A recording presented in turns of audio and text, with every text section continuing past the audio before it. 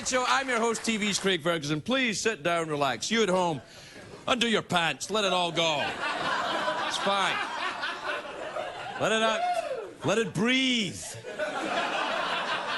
Enjoy the ice cream. Sure it's late, but you deserve ice cream. Have some. Fries, maybe? Why not? Why not? It's a great day for America today, and I'll tell you why.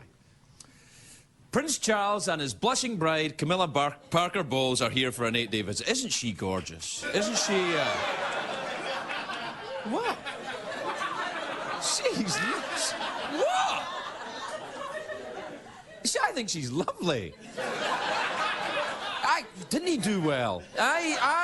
Now, they're here for 8 days, Prince Charles and Camilla, and you're probably like me, you're thinking, how did Prince Charles get time off work? Because there's a lot of waving to be done in Britain right now. Who's going to do the waving? Do they have a royal waver in there? Someone to stand in? It must be weird for the royals, I think, coming to America, and after the trouble they had here, you know, a couple of hundred years ago. We're kind of under new management now, you know. It's he's probably walking around, you know, saying, my family used to own this place, you know. Better not say that. Better not say that near a Cherokee, pal. That's all I'm telling you. Anyway, I'm very leery of the royals. You know, I'm not very cool with the. Yeah, not for me. See, I'm originally from Scotland, and the royals have houses all over Scotland. They're not. She's Queen Elizabeth of England, right? The Queen Elizabeth of England, but Queen Elizabeth I of Scotland. And Charles is a title too. He's the Prince of. It's very complicated. I can't get it. It's like physics. This stuff. Anyway, it's like the Prince of Wales. He's the Prince of Wales, Charles. He's also the Duke of Rothesay, and he's the oppressor of the Scots, or something like that. That might be an unofficial title. I don't know. See, you know, I've met a couple of the royals. When I was a wee boy, Prince Charles paid a visit to a castle that was near my house. You can't move in Scotland without castles. There's castles everywhere, and really, it's like Disneyland or something. And but wetter but not as expensive. So swings roundabouts. I went to Prince Charles landed in this helicopter, and they came out with the flying helmet on, and you know, and they're like, hello. And he got into the car, you know, and hello, and off he went, hello. And the helicopter pilot was standing there, you know, having a cigarette, and I was with my dad, and he went over to talk to the pilot. And the two of them were talking, and I remember this, and my dad said, does he really fly that helicopter? And the pilot said, well, he thinks he's flying it, you know. Sure. So he thinks he's flying. It's dual controls. It's like, you know, when you learn how to fly. It's a helicopter. So, I'm flying the helicopter! That's right. Yeah, you're flying. Oh, you're good, too. Now, listen, some of you may know this, you may not. I was in rehab, not recently. I was in rehab about 14 years ago, and my first gig as a stand-up when I came out of rehab was a fundraiser for a rehab centre. And I met Princess Di at the cocktail party for the... Wait a minute, it was a cocktail party? For a rehab centre? I just thought of that. That's wrong. So I'm lucky to be alive. Anyway, it was a lovely cocktail party, you know, completely closed bar. But I met her, I talked to her, I chatted to her, I made her laugh, you know. It's true, I did. Well, you may scoff.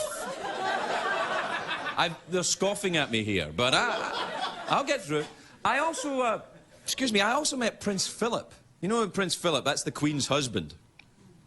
You know, he's the guy that kind of follows her. You know what, this is true. They couldn't invite a lot of his family to the wedding when he married Queen Elizabeth all these years ago because a lot of his family were Nazis. Hello! He's a funny character, this Prince Philip. I've met him. He's a strange kind of combination of the First Lady and kind of Roger Clinton. You know, he's kind of embarrassing. Kind of always going, woo! But not in a different way. Hello! He's always saying awkward things. He's not a bright man. He's not a bright man. But see, thousands of years of inbreeding, it does not make smart people. It doesn't. It does not. In America, they'd be, you know, you'd hide them in the attic here. Or put them on Jerry Springer or something. You would. You would. It's true. I'll do what I want. Don't you be telling me how to live. You know, they are. They're very inbred, very, very inbred. Their eyes are getting closer together with every generation. That's why on The Money, they only show the Queen in profile. It's like a cyclop. You know? I just called the Queen of England a cyclop. Yeah, there goes my knighthood. I don't know.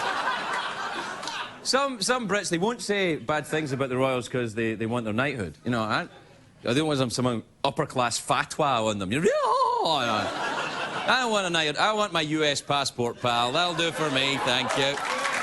Yeah.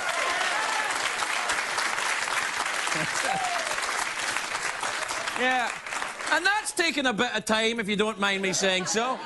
Anyway, I met this Prince Philip. I met him at a royal garden party in Edinburgh. You know, Edinburgh is the capital of Scotland, and they have a castle there, and like they do everywhere. And I'm at the garden party, and there's all these hello, upper class people all everywhere. And there's a receiving line, and I got into trouble when I was meeting him because I wouldn't bow to this guy. You know, I'm not going to bow to anyone. You know, I'll bow to a Japanese guy, but only if he bows first. I'm not bowing to anybody. I bow to some guy because his dad was a... Get out! I bow to no man except Les Moonves and David Letterman. I bow to no one else.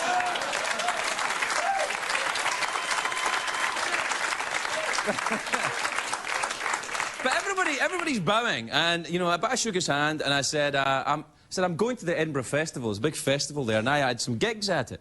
I said, I'm going to the Edinburgh Festival, Your Holy Highness, and I don't have... All the hotels are booked up. I don't have a place to stay. Can I stay in the castle?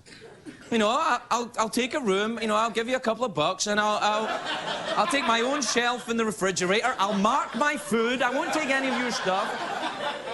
It was a joke, you know. But it wasn't... I was kidding, obviously. And they rushed him up. They're like, oh, no. An hour later, I'm bound and gagged. I'm in the Tower of London. No, I got 6 months, and then I was transported to America. I didn't get immigrate here. I think the truth is nobody in America really cares much about the royal visit. I think it's because we don't really like the idea of someone becoming a king because their father was a king. You know, we like things based on merit. I know President Bush would say that, and so would his father.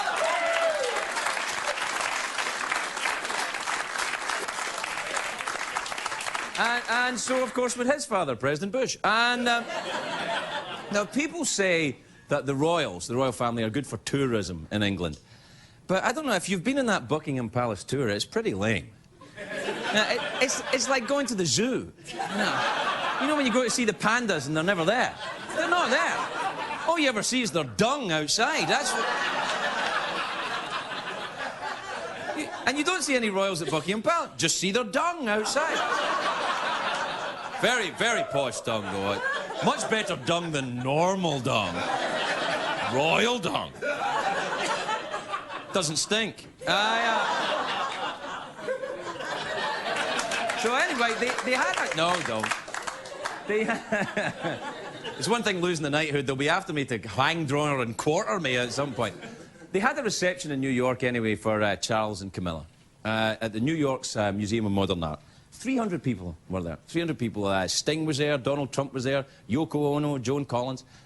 Yoko Ono and Camilla would get on. They've got a lot to talk about, I think. They're both famous for breaking up beloved British institutions, so that would work. Hey, it's just report. I didn't make it up. I didn't make it up. You know, Camilla Parker Bowles, reportedly, she's brought along 50 dresses. 50 dresses for an 8-day trip. I know. Where's this broad think she is? Elton John? Come on. You're not in show business, lady. They've also got 20 personal servants, 50 journalists, I think. You know, they're this huge entourage, the biggest ever. I believe it breaks the record previously held by MC Hammer. Everybody is in. Now, the trip was designed to shore up Charles and Camilla's image with the American public. But only a guy born into royalty would bring hundreds of outfits and servants and 50 journalists to get in touch with the little people. You know, the little people like Donald Trump and Sting. The little people. You want to know how a guy like Prince Charles sees the world? He once said, you know, this was reported, he was quoted as saying, "I sometimes wonder if two-thirds of the globe is covered in red carpet." It's because that's how you see. You know what, when I think about it now, he sounds a bit like that baby on Family Guy, doesn't he? You know that? Just the kind of thing I like in my sexy partner. Now, oh, I love that wee baby on Family Guy. That makes me laugh. That's the funniest thing in cartoons since that coyote in the Roadrunner. I don't know why that coyote bothers. It's never going to work. Anyway, I digress. Now, listen, about these royals. I consider myself an American. And I know we haven't always greeted pompous rich royalists with open arms. It wasn't always a cocktail reception. In fact, studying for my citizenship, if I remember my history correctly, there was a time when we threw people like them out of this country on their spotty, overprivileged asses. That's all I'm saying. Jolly good. Let's start the show.